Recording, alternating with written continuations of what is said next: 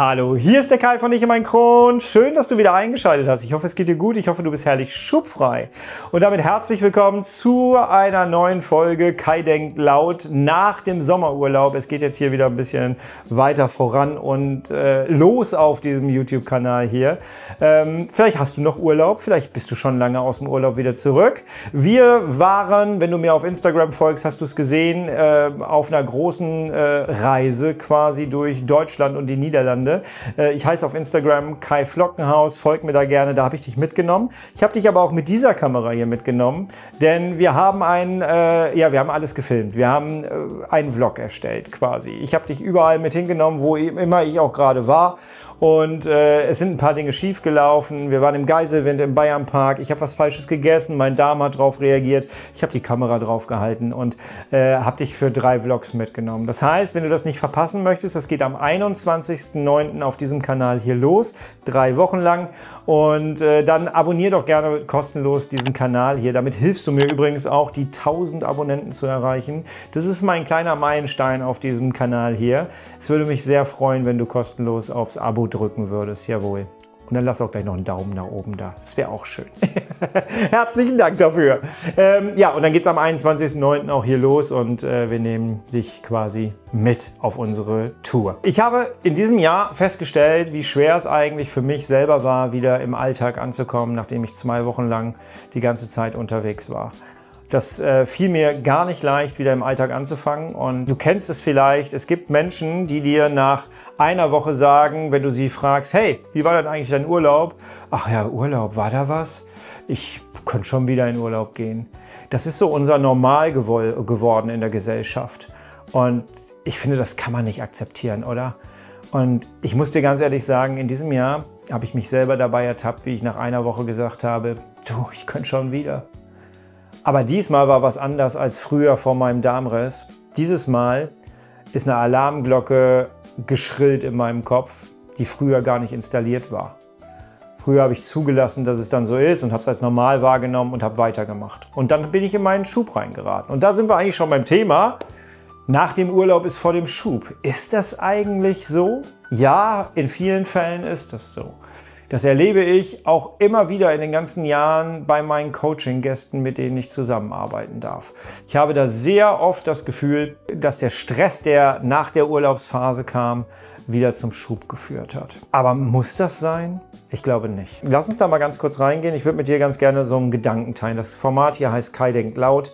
Und vielleicht teilst du den einen oder anderen Gedanken mit mir. Ich habe in diesem Jahr nämlich ein Bild entwickelt, durch Gespräche, auch in den Coaching-Gesprächen und in der Familie und mit Freunden. Da ist ein Bild bei mir herausgekommen. Und dieses Bild, damit habe ich gerade so mein Umfeld angesteckt. Ich habe schon Instax gedruckt, habe dieses Bild weitergegeben. In der heutigen Zeit kannst du ja mit KI alles, was in deinem Kopf stattfindet, visualisieren. Und das habe ich gemacht. Und zwar der Löwe im Zen-Garten.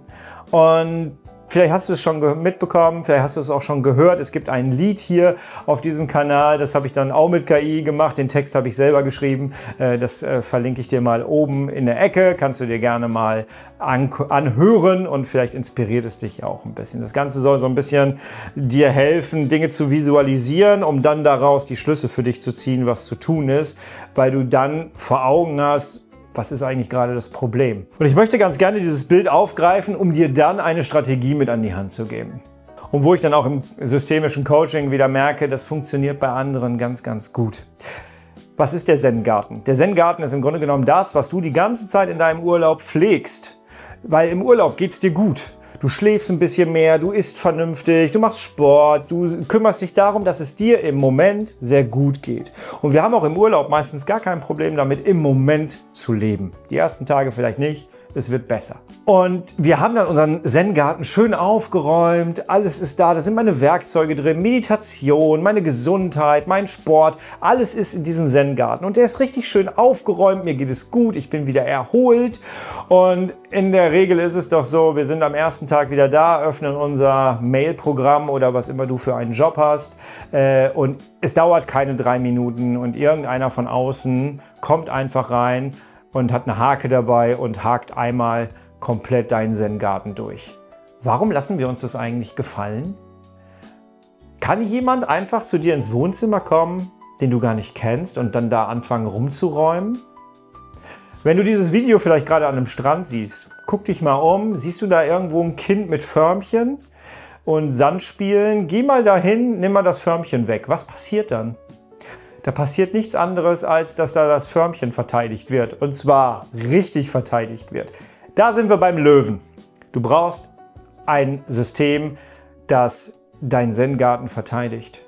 Das verhindert, dass einfach unkontrolliert Menschen da reinkommen und deinen Zen-Garten komplett durchhaken. Und alles durcheinander machen. Weil dann brauchst du wieder Urlaub, um das Ganze schön zu sortieren. Dann ist deine Energie wieder weg. Und jetzt kommt aber die große Realität. Es gibt keinen von außen, der diesen Zen-Garten beschützen wird. Das bist du. Du bist der Löwe im Zen-Garten. Und du musst ihn darstellen. Und du musst deinen Zen-Garten verteidigen. All das, was du dir aufgebaut hast, all das, was dir gut tut im Alltag, was deine Lebensqualität nach oben pusht, was dir dabei hilft, nicht nach einer Woche auszubrennen und zu sagen, hey, ich brauche schon wieder einen neuen Urlaub. Weil von Urlaub zu Urlaub hangeln ist nichts anderes wie in der Woche zu überleben, um von Wochenende zu Wochenende zu kommen, um dann am Wochenende kein Wochenende zu haben, sondern sich so zu erholen, dass die Krankheit nicht ausbrechen kann am besten und dass man durchhält. Durchhalten ist kein Lebenskonzept. Und deswegen sei dein Löwe im Zen-Garten. Aber was hilft uns jetzt dabei? Ich kann dir sagen, in diesem Jahr ist es mir besonders aufgefallen, wie viel von außen gezogen wird, ohne dass man Schuld verteilen möchte. Die Leute wollen ja auch nur etwas von dir. Das heißt ja nicht, dass sie bewusst da reinkommen und bewusst alles durcheinander machen in deinem Zen-Garten. Aber es liegt an dir zu sagen, pass mal auf, ich bin noch nicht so weit. Ich brauche ein bisschen, um in meinem Tempo reinzukommen. Das heißt, wir sind bei einer offenen Kommunikation. Aber wenn du mir folgst auf meinen ganzen Plattformen, in meinem Content, dann weißt du, dass für mich Routinen wahnsinnig wichtig sind. Und ich poche darauf, dass Menschen, die mit mir zusammenarbeiten, die meine Coaching-Gäste werden, dass sie Routinen aufbauen. Du brauchst Routinen, um genau dann, wenn es wackelt, dich da dran zu hangeln. Mein liebstes Beispiel ist immer das Treppengeländer. Du gehst eine Treppe rauf und runter, ohne darüber nachzudenken, dass da ein Geländer ist. Aber wehe, du hast mal einen Beinbruch. Dann bist du froh, dass da ein Geländer ist und du bist auch froh, dass du weißt, wie du es bedienst. Und genau das ist das. Schaffe Routinen. Du bist im Urlaub auch Zähne putzen gegangen, ohne darüber nachzudenken, hey, ich müsste mal Zähne putzen. Du hast es einfach gemacht. Du hast es so dermaßen verinnerlicht, dass du einfach, egal in welches Badezimmer, ob Hotel oder zu Hause, reingegangen bist und hast dir die Zähne geputzt. Hoffe ich.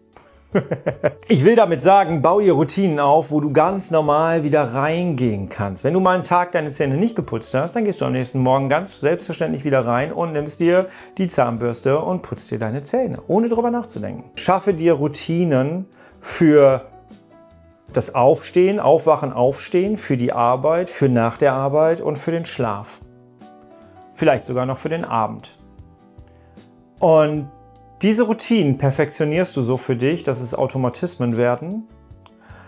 Und dann darf auch mal was schief laufen. Routinen sind dein festes Geländer, an dem du dich wieder hochhangelst in den Alltag, was dir Sicherheit gibt. Also, benenne mal bitte für dich deinen Zen-Garten. Schreib dir mal auf, was ist dein Zen-Garten eigentlich? Bei mir ist es Gesundheit, Werte, Sport, Ernährung.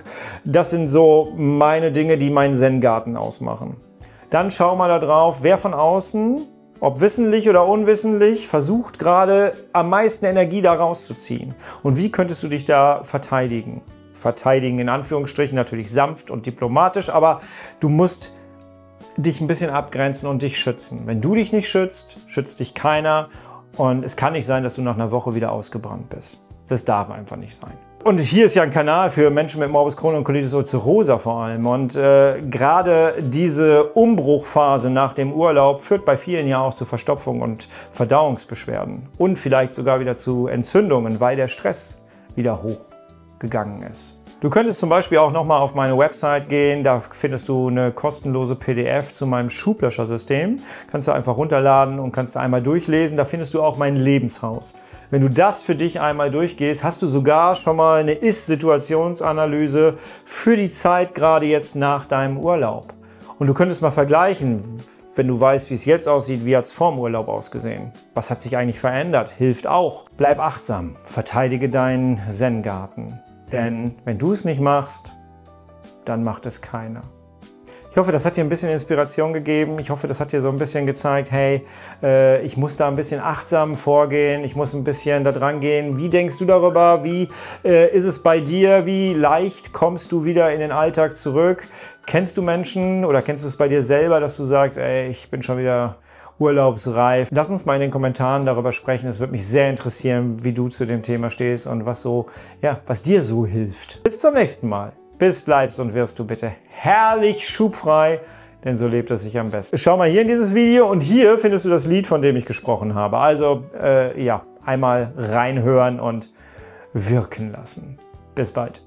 Tschüss, dein Kai.